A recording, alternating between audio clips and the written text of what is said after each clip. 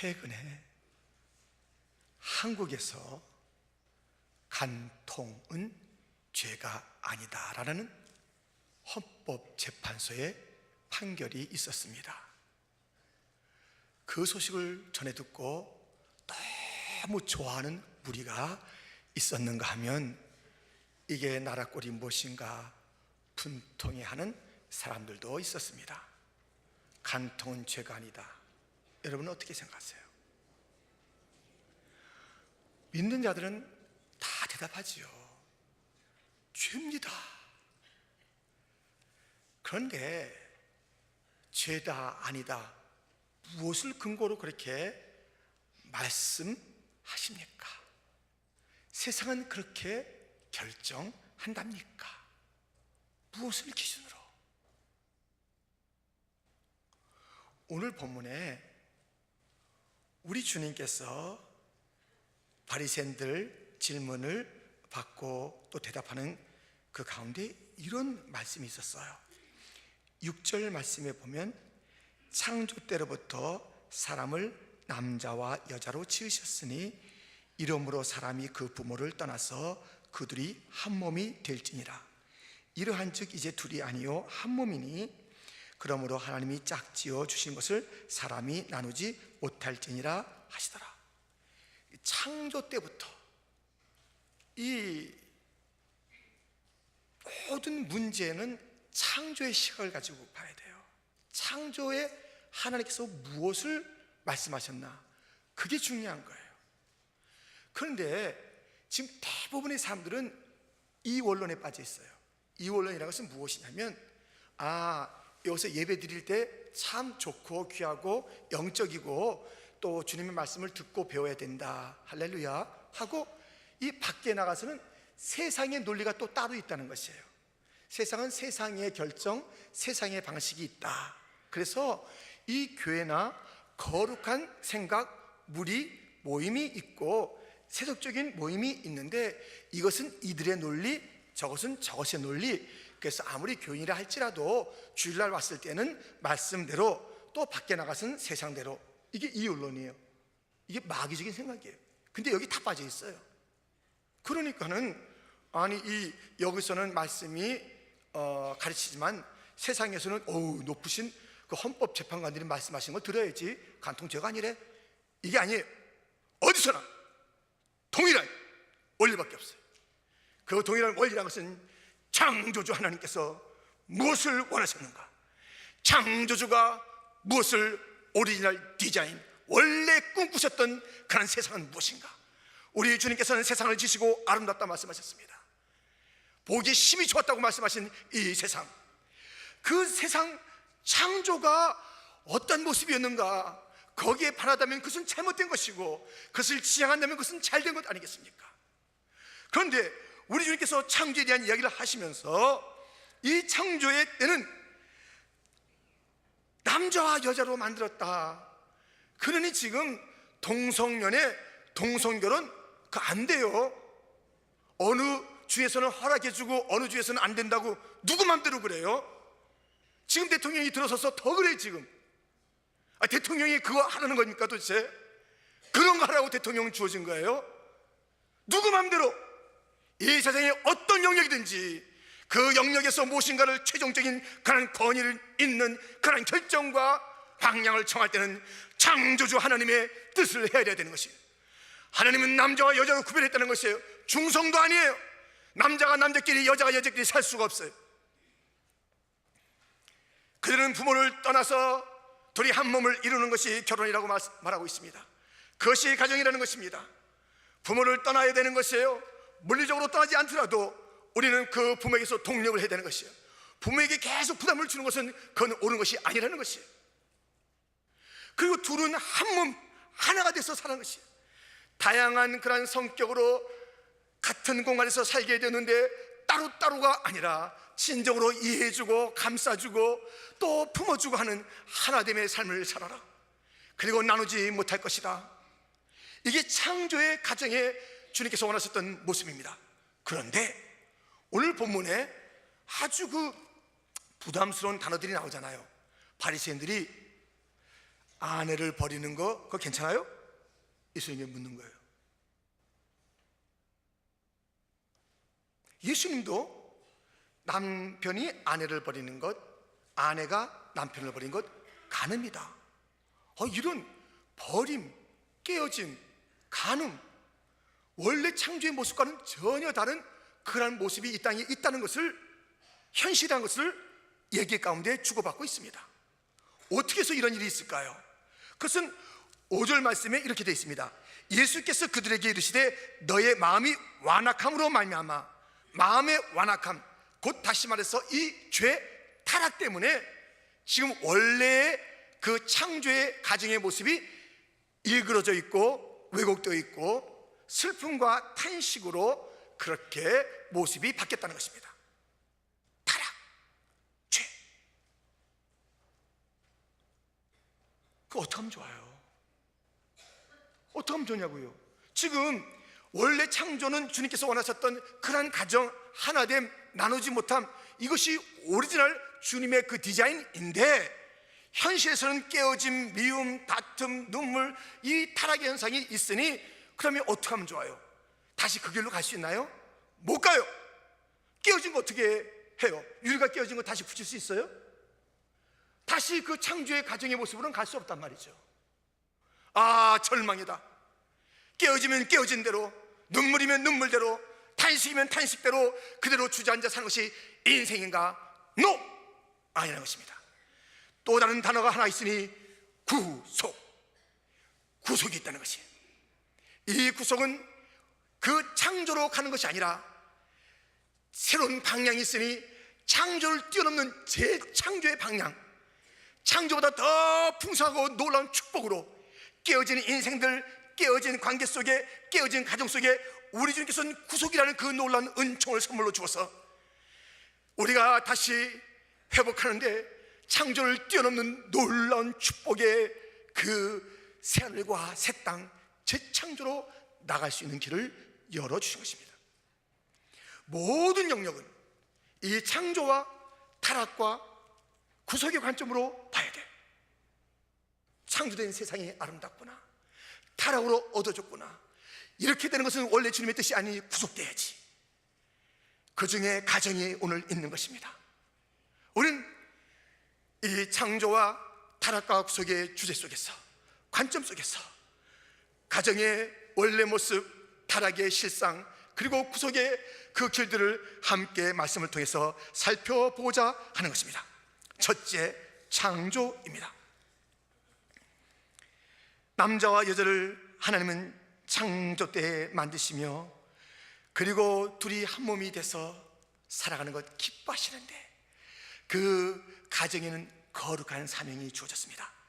창세기 1장 28절에 하나님이 그들에게 복을 주시며 하나님이 그들에게 이르시되 생육하고 번성하여 땅에 충만하라, 땅을 정복하라, 바다의 물고기와 하늘의 새와 땅에 움직이는 모든 생물을 다스리라 하시니라. 거룩한 사명이 가정에 주어진 것이에요. 생육하고 번성하고 땅을 정복하고 다스리고 충만하고, 이 놀라운 사명, 거룩한 비전을 가정에게 준 것입니다. 그리고 그 가정에는 아주 아름다운 축제가 있었습니다. 창세기 2장 22절, 여호와 하나님이 아담에게서 취하신 그 갈빗대로 여자를 만드시고 그를 아담에게로 이끌어 오시니 아담이 이르되 이는 내 뼈 중에 뼈요 살 중에 살이라. 너무너무나 황홀한 축제가 가정 가운데 있었습니다. 그리하여 가정을 지으신 이가 하나님인 것을 알며 자기들이 만든 것이 아닌 것을 알기에 하나님께 예배하는 가정이 있었고, 서로를 그렇게 품는 노래가 있었고, 세상에 당당함이 있었던 가정, 그것이 창조 때에 주님께서 세우시고 원하셨던 가정의 모습입니다. 지금 그렇지는 않잖아요. 타락했잖아요. 그래서 우리는 이 가정의 타락, 두 번째로 살펴보고자 하는 것입니다. 타락은 모든 것을 깨어지게 만든 것이에요. 하나님과의 관계, 서로와의 관계, 이 세상과의 관계를 다 깨어지게 만들었습니다.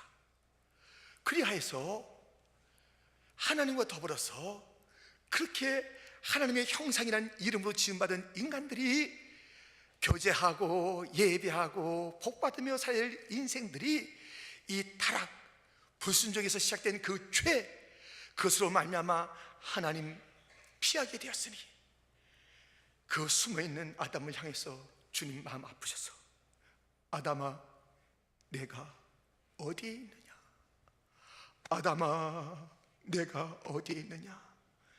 우리 하나님께서 몰라서 찾으시는 겁니까? 그 실존, 그 주님께서 세우셨던 그 가치 다 상실해버리고 하나님을 두려워하는 것, 주님의 슬픔이에요. 넌 하나님의 형상이야, 왜 나를 두려워하고 숨느냐? 이렇게 숨어있으라고 내가 너를 지었더냐? 아담아 내가 어디에 있느냐, 내가 어디에 있느냐.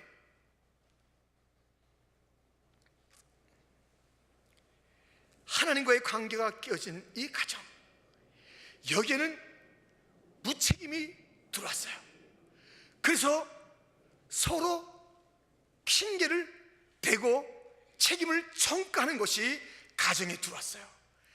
내 뼈 중에 뼈, 나는 당신의 돕는 배필, 이렇게 살았던 인생이 너 때문이야, 너 때문이야, 그건 너, 그건 너. 거기서부터 나온 노래예요. 그건 너, 그건 너. 창세기 3장에서부터 불렸던 노래입니다. 얼마나 안타깝습니까? 그리고 이 가정에는 고통이 왔어요. 여자들은 해산의 고통을, 남자들은 먹을 때 그냥 먹지 못하게 됐어요. 그 전까지는 당당하게 따서 먹고 다 누리는 것이에요. 왕처럼 사는 거예요. 하나님을 경외하면서 이 세상에 왕처럼 살게 됐던 이 인생이 타락하니까는 그 가정 속에서 어려움이 왔는데, 아내의 눈물의 소리가 있는가 하면 남편은 밖에 나가서 비비고 살아야 돼.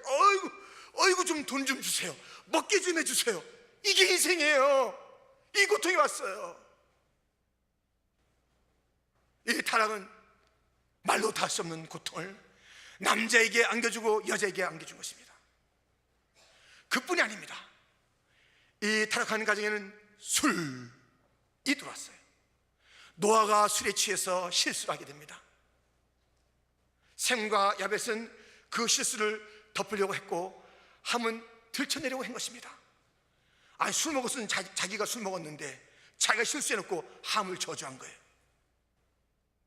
술 먹는 가정, 음주가 가정에 들어왔어요. 되겠어요? 취하고 말이죠. 그리고 자녀들 비난하고 말이죠. 아내를 때리고 말이죠.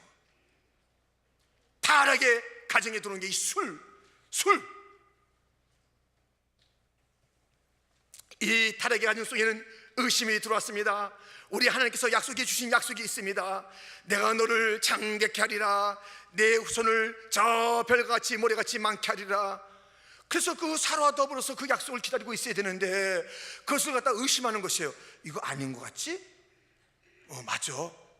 둘이서 부부가 아주 의심의 노래를 불러가지고 하가를 취하고 이스마엘을 낳고 거기에 얼마나 큰 고통이 왔냐고요. 의심이 가정에 온 것이에요. 하나님을 신뢰하지 않아요. 그것이 타락한 가정의 특징입니다. 타락한 가정의 특징이요, 편애입니다. 아니, 자기들이 낳은 그날 아이인데 아버지 이삭은 에서를 편애하는 것이에요. 어머니 리브가는 야곱을 편애하는 것이에요. 이 편애하는 것이니 서로 내가 이 애 좋고 저 애는 싫다고 하니까는 애들끼리도 그냥 문제가 된 거예요. 같은 쌍둥이인데 편애가 들어와서, 편애가 속임이 들어왔어요. 이 야곱이 아버지를 속여요, 형을 속여요. 외삼촌 라반의 집에 가서 자기도 속임을 당하고 또 속이기도 하고, 그 라반의 딸들은 아버지를 속이고, 온통 거짓말이에요. 집안이 다 거짓말, 다 거짓말. 안 그런 척 하지만은 남편이 아내를 속이고 자녀들이 부모를 속이고 서로 속이고 친척을 속이고, 이 속임이 들어온 거예요. 속임이.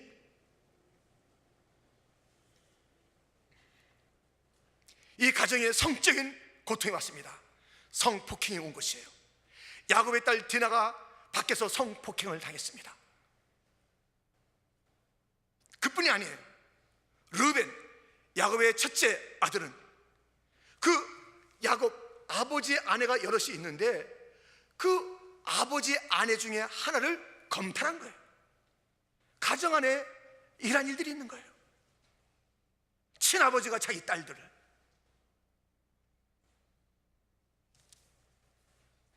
말로 다 할 수 없는 이런 성적인 고통이 가정에 임하게 된 것입니다. 너무 큰 고통과 괴로움이 있습니다. 창조의 그 아름다운 그 모습은 어디 가고 그 노래는 어디 가고 그 당당했던 세상과의 관계 속에서 그 피곤해진 그 타락의 모습들,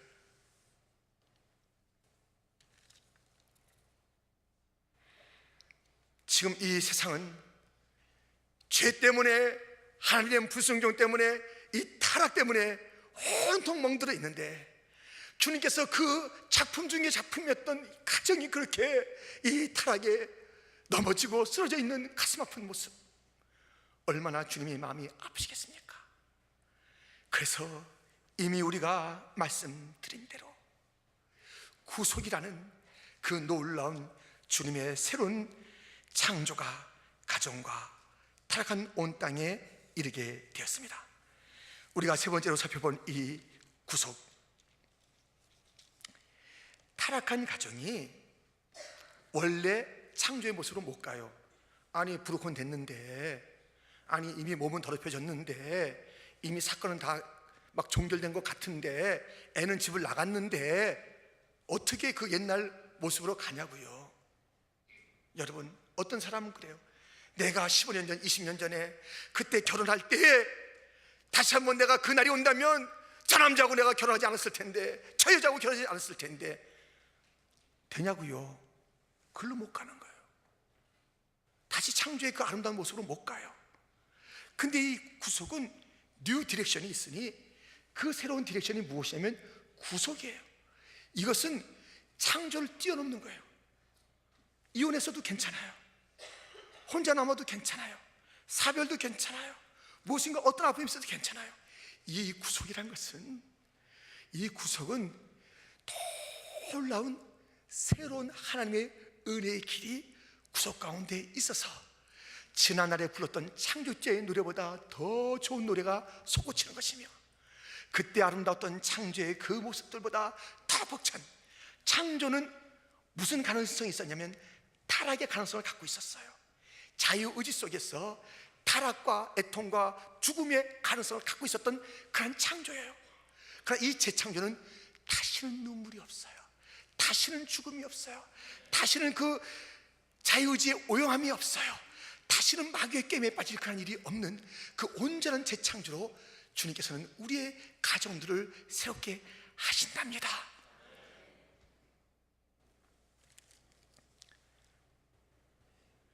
자살의 영, 자살의 영이 한 가정에 이르게 되었습니다. 여러분, 죽고 싶을 때 있었죠? 특별히 가장들, 여기 가장이 자살하려고 그래요. 자살 직전이에요. 자살했으면 그거 잊혀지는 거 아닙니다. 이거는 회개할 수 없는 살인죄이기 때문에 그대로 지옥이에요. 근데 이 자살하는 가정이 있었고, 자살하고 나면 그 가족 얼마나 수치스럽고 부끄럽고 어떻게 살아갑니까? 근데 그런 정말 풍전등화 같은 가정이 있었습니다. 그때 이런 일이 있었어요. 사도행전 16장에 그 이야기가 나오고 있습니다. 27절로부터 간수가 자다가 깨어 옥문들이 열린 것을 보고 죄수들이 도망한 줄 생각하고 칼을 빼어 자결하려 하거늘 바울이 크게 소리질러 이르되 내 몸을 상하지 말라, 우리가 다 여기 있노라 하니 간수가 등불을 달라고 하며 뛰어들어가 무서워 떨며 바울과 실라 앞에 엎드리고 그들을 데리고 나가 이르되 선생들이여 내가 어떻게 하여야 구원을 받으리까 하거늘 이르되 주 예수를 믿으라, 그리하면 너와 네 집이 구원을 받으리라 하고 주의 말씀을 그 사람과 그 집에 있는 모든 사람에게 전하더라. 그 밤 그 시각에 간수가 그들을 데려다가 그 맞은 자리를 씻어주고 자기와 그 온 가족이 다 세례를 받은 후 그들을 데리고 자기 집에 올라가서 음식을 차려주고 그와 온 집안이 하나님을 믿음으로 크게 기뻐하니라. 지금 이 구속의 가정의 모습을 자살의 영이 들어와서 다 깨어질 뻔한 그런 가족이 구속하는 그런 모습과 과정과 그 스텝을 우리는 지금 읽은 본문을 통해서 알 수가 있는 것입니다. 어떻게 이 타락한 가족이 다시 놀라운 은총 곧 구속과 재창조의 길을 갈 수 있는가? 그 첫 번째는 자각하는 것이 자각. 자살하려던 그 간수가 묻지 않습니까? 내가 어떻게 해야 구원을 받으리까? 나 지금 잘못했습니다. 이 타락한 가정이, 타락한 가장이, 타락한 그 식구들이 이것을 회복하기를 원한다면, 재창조라는 놀라운 축복의 길로 가기를 원한다면 자각, 깨달아야 돼요. 잘못됐다는 것을 깨달아야 되는 것이에요. 이것을 인정하지 않으면 백날 지내봐도 똑같은 거예요. 그냥 봉해놓은 거예요. 밑에 모든 그 썩어움과 그 문제는 그대로 두고 봉하는 거예요. 봉하는 것으로 만족하는 그런 삶을 사니까는 또 하루 이틀 지나서 가정에서 그냥 전쟁이 나는 것이고, 미움의 소리가 나는 것이고, 다툼이 무엇인가 날아가는 소리가 나는 것이에요. 인정하셔야 돼요. 가장이 인정하고, 아내가 인정하고, 자녀가 인정해야 돼요.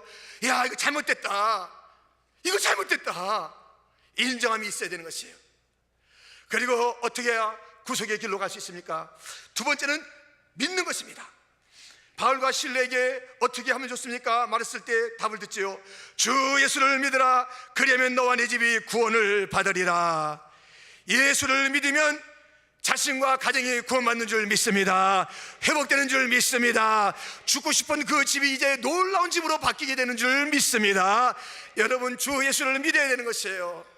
이 예수가 들어오면 모든 타락한 그 영역과 그 모든 시간, 그 모든 상황 다 바뀌어요. 다 구속돼요. 구속자는 예수밖에 없습니다. 예수님밖에 없네. 다른 자는 없는 줄 믿습니다. 예수님만이 바꿔요.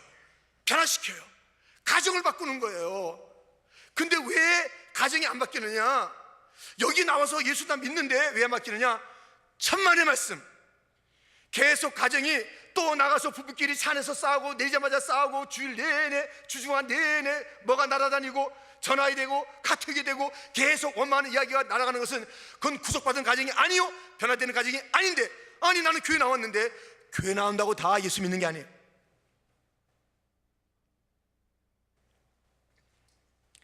예수님에게 수많은 무리가 다 몰려 있었어요. 이 사람이 밀치고 저 사람이 밀치고 막 밀려다니는 것이에요. 근데 예수님께서 수많은 무리 가운데서 갑자기 이런 말씀하시는 거예요. 누가 내 옷에 손을 댔느냐 그래요. 예수님 손 다 댔어요. 지금 이 사람들이 와 밀려다니고, 지금 예수님 가셔야 할 길은 그 야이로의 집이에요. 그 딸이 죽겠다고 그랬는데 빨리 가셔야 되는데, 지금 뜬금없이 누가 내 옷에 손을 댔느냐, 다 손 댔어요. 아니야, 손 댄 자가 있어. 다 갖다 댔지만 믿음의 손 12의 혈루병 앓았던 그 여인만이 내가 예수의 옷에만 손대도 난 줄 알고 그 손을 펼쳐서, 믿음의 손을 펼쳐서 예수님 만졌을 때 그 예수님의 능력이 그 여인에 나가서 그 모든 혈루근이 말라버리고, 주님께서 그 여인을 찾아서 딸아, 내 믿음이 너를 구원하였다. 평안히 가라. 내 병에서 놓여 건강할지어다. 여기 지금 수없이 나와 있어도요, 진짜 믿음 가진 자들은 다가 아니에요. 그러니까 또 가서 싸우죠. 똑같은 원리로 싸우는 거예요. 또 문제를 일으키는 거예요. 주 예수를 믿으라. 그러면 너와 네 집이 구원을 얻으리라. 변화되리라. 잘되리라. 회복되리라. 구속받으리라. 주 예수를 믿으라. 안 믿기 때문에 또 그렇게 되는 거 아니겠어요? 그냥 여기 예수님 가까이 나와 있다고 여러분 안심하지 마세요.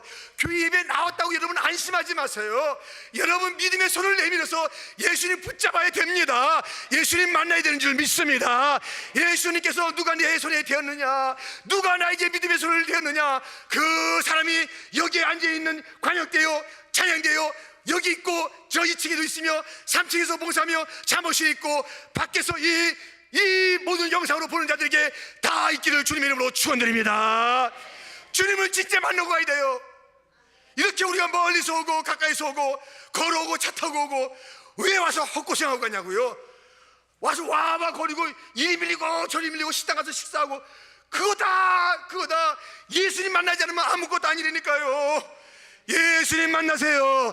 예수님 진짜 믿으세요. 예수님 믿는 귀한 성도 되기를 축원합니다. 그래서 가정이 새로워지기를 축원합니다. 우리의 삶의 영역들이 새로워지기를 주님의 이름으로 축원드립니다. 이러한 믿음이 필요한 것입니다. 그리고 또 세 번째로 들음이 필요한 것입니다. 가정이 회복되려면 자기 의견을 내려놓고 들어야 합니다. 주의 말씀을 그 사람과 그 집에 있는 모든 사람에게 전하더라. 그 집안 모든 사람들이, 죽어있던 가정을 비롯해서 모든 사람들이 주의 말씀을 들었다는 것이에요. 여러분, 가정이 잘 되려면 남편의 소리가 커서는 안 돼요. 아내의 소리가 커서는 안 돼요. 자녀의 소리가 커서는 안 돼요. 주의 말씀의 소리가 그 가정의 방향이 될 줄 믿습니다. 여러분, 아무리 맞벌이 한다고 해도 남편들 무시하면 안 됩니다. 분명히 성경에서는 얘기했어요. 아내의 머리가 남편이라고 그랬습니다. 바꿀 수가 없어요. 근데 남편들이요, 너무 어깨에다 힘을 주지 마세요. 이 남편의 머리는 그리스도예요. 다 그리스도의 통치를 받아야 되는 줄 믿습니다. 주의 말씀을 다 들어야 되는 거예요. 주의 말씀대로 들어야 되는 거예요. 말씀을 들여서 주님께서 무엇을 말씀하시지, 그것이 그 가정의 결정의 방향이 돼야 되는 것이에요. 그렇지 않으면 구속이 아니에요. 뿐만 아닙니다. 네 번째로 보상해 줘야 됩니다. 가정이 구속되기 위해서는 반드시 보상이 있어야 합니다. 그 밤 그 시각에 간수가 그들을 데려다가 그 맞은 자리를 씻어주고 그렇게 되어 있습니다. 여러분, 이 가족의 식구들 가운데서 상처가 있잖아요. 미루지 마세요. 그 밤 그 시각에 빨리 고쳐주셔야 돼요. 아내가 아파해요. 평생 아파해요. 아유, 내가 그냥 애들 때문에 산다 막 그러면서 사는 자가 있어요. 이민 와서 내가 하루도 정말 기쁜 날이 없다.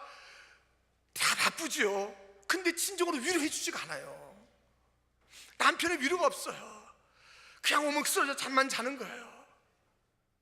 아내도 마찬가지예요. 인정 안 해줘요. 밖에 나가서 그냥 그 입을 보니까 얼마나 힘든데 다 그런데 서로 위로가 안 해줘요. 거기다 상처 주고요, 덧나게 하는 거예요. 너까지 게 뭐냐 그러고 그렇게 얘기하는 것이에요. 폭행이에요. 기독교 집안에서 폭행이에요?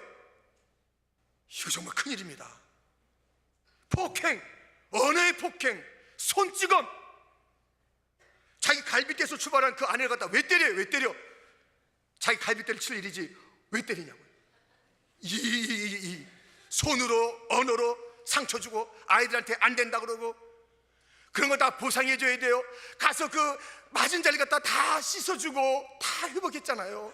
어루만져 줬잖아요. 내 마음 만지시는 주밖에 없네. 그 주님은 우리의 마음을 만지시는데요, 여러분 들으세요. 놀랍게도 그의 사랑하는 자녀들의 손길을 통해서 주님은 만져주신답니다. 우리의 손길이 예수님의 손길이 돼서 그 상처한 자를 만져준답니다. 예수님께서 상처 줬어요? 우리가 상처 준 것도 아닌가요? 그렇기 때문에 예수의 그 회복을 우리가 상처 준 우리가 가서 만져줘야 되는 것이에요. 씻어줘야 되는 것이에요. 보상하셔야 되는 것이에요. 자녀들에게 그렇게 막 닥달하면 안 돼요. 아이들 그 성적이 그게 전부가 아니라니까요.